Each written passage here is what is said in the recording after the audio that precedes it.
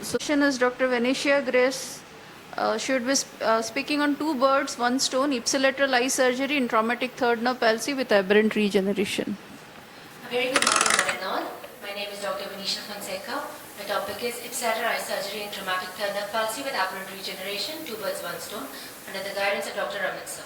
So a 53-year-old female came with complaints of drooping of the upper lid of the right eye, diminution of vision in the right eye, and occasional double vision when seeing with both eyes. She was apparently all right prior to 1 year back when she fell and had an accident, and then all these symptoms developed. There was no loss of consciousness, no headache, no diarrhea, no variation of symptoms. There was no loss of smell, taste, no deviation of angle of mouth, and no hearing loss. She's a known hypertensive, controlled on regular medication, no history of diabetes, heart disease, or thyroid disease. Personal habits were normal, vitals were within normal limits. CNS examination, she had a normal gait, no sensory motor deficits, no involuntary movements, and all cranial nerves besides the right oculomotor nerve were intact. CVS, RS, and paraabdomen were normal. Coming to ocular examination, best corrected vision was 6/9 in both eyes, with a near vision of N18, color vision was normal in both eyes. On elevating the ptotic lid, there was a 4 mm mid-dilated pupil not reacting to right in the right eye, with left eye pupil direct and consensual were present. Fundus was within normal limits. On orthoptic evaluation, there was a -4 limitation in elevation, adduction, and depression, but 6th and 4th nerve were intact. CT, brain, and orbits were normal. Investigations were all within normal limits. He came to a diagnosis of right eye traumatic pupil involving complete third nerve palsy, and under direct visualization, Botox toxin was given in the lateral rectus muscle. Now, 7 months later, she came with complaints of troublesome diplopia, present more on the left gaze, and the pupil in the right eye was sluggish now, but the left eye was reacting normally. On ptosis evaluation, a 2 mm ptosis was present with lid lag on down gaze and a poor Bell's phenomenon. She developed a CHP of right head tilt, left face turn, and chin elevation. You can see the scar where the trauma occurred, and there was cross-horizontal diplopia on both 4-dot tests.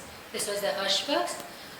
Covering the left eye, the right eye took fixation by moving up and in, and pseudotosis component also improved. A primary deviation of 50 prism diopters base in and 10 prism diopters base up, and with a greater secondary deviation was seen. Now she had an ocular limitation of elevation of -2 and -2 limitation in adduction. But there was an overaction of depression. Okay? First duction test was positive for the lateral rectus muscle, mildly positive, and an active fourth generation test, you could see an overactive right eye inferior rectus muscle.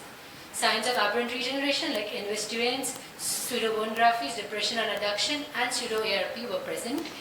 In this case, we saw 4 positive signs. Diagnosis of right eye post-traumatic partially recovered third nerve palsy with aberrant regeneration was made. Since FTD was positive for the lateral rectus, we did a supramaximal recession of 14 mm, and we did a Hammersheim procedure. The split IR, the temporal half was recessed by 7 mm, and the medial half was transposed to the medial rectus. This was augmented with Foster's suture. Post-op day 1, there were no signs of anterior segment ischemia, and post-op 1 month, orthotropia was maintained in the primary and the down gaze. Pseudotosis component also got corrected, and a CHP was also corrected. Take-home messages that the surgical management of third nerve palsy should be customized. Now, Hammersheim has never been done for a third nerve palsy before. It was usually documented for a lateral rectus palsy. Using the similar principles, because of extra innovation to the inferior rectus muscle, we could apply it in this surgery, and we managed to operate the affected eye and not the normal eye. And also, ptosis was corrected. Hence, 2 birds, 1 stone. Thank you.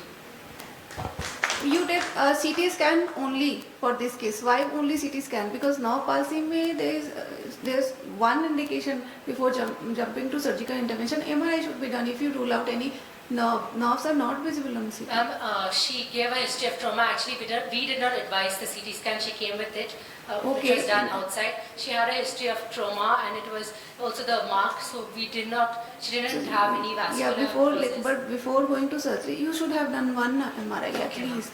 And one more thing, how did you utilize the aberrant? Your number of aberrant innervations in this? Yes, ma'am.